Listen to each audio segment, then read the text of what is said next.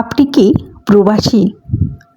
মাসের পর মাস বিদেশে খাটছেন, ঘাম ঝরছে, শরীর ভাঙছে, কিন্তু বছর শেষে মনে হয় এত টাকা আয় করলাম, কিন্তু কিছুই তো থাকলো না। এই কথাটা যদি আপনার মনে একবারও এসে থাকে, এই আলোচনাটা আপনার জন্য।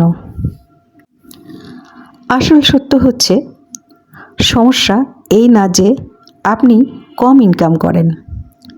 সমস্যা হলো আপনার টাকা ঠিক জায়গায় যায় না। বাংলাদেশের 10 জন প্রবাসীর মধ্যে 8 জনের অবস্থা একরকম। বিদেশে টাকা আয় করেন, দেশে টাকা যায়, কিন্তু ভবিষ্যৎ তৈরি হয় না। কেন? কারণ পরিবার জানে না কিভাবে হিসাব করে চলতে হয়। বাংলাদেশে আমরা যেভাবে চলি, বাবা মা মনে করেন বিদেশ মানেই অনেক টাকা। স্ত্রী ভাবে সমস্যা হলে টাকা পাঠাতেই হবে। আত্মীয় ভাবে প্রবাসী মানেই সাহায্যের ব্যাংক। কিন্তু কেউ হিসাব করে না এ টাকায় আপনার ভবিষ্যৎ কি হচ্ছে। আবেগ দিয়ে সিদ্ধান্ত নেওয়া।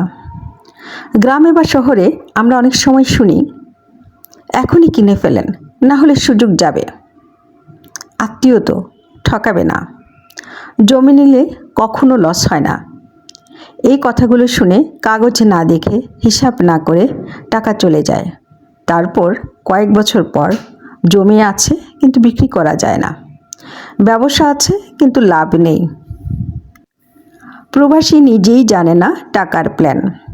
সোজা কথা বলি, অনেক প্রবাসী জানে না মাসে কত খরচ করা উচিত, কতটা সঞ্চয় করা দরকার, কতটা বিনিয়োগে যাওয়া নিরাপদ।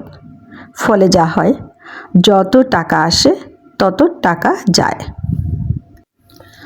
অনেক প্রবাসী 10 থেকে 15 বছর বিদেশে থাকে, শেষে দেশে ফিরে আবার চাকরি খোঁজে, আবার অন্যের উপর নির্ভর করে, আবার শূন্য থেকে শুরু করে। এটা খুবই কষ্টের। আপনি কষ্ট করেছেন, কিন্তু সিস্টেম তৈরি করেননি। এই এক্সপার্ট ইনভেস্টমেন্ট সিরিজে আমরা ধাপে ধাপে দেখব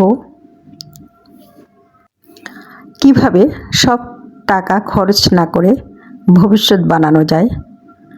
কোনো জটিল হিসাব না, শুধু বাস্তব আলোচনা। আপনি যদি প্রবাসী হন, কমেন্টে লিখুন আমি প্রবাসী। আপনি যদি প্রবাসীর পরিবারের সদস্য হন, লিখুন আমি পরিবার। এই আলোচনাটি আপনার যদি ভালো লেগে থাকে, তবে এটি আপনার বন্ধুদের সাথে শেয়ার করুন। পরবর্তী আলোচনায় আমরা দেখাবো বিদেশে যাওয়ার আগে এবং পরে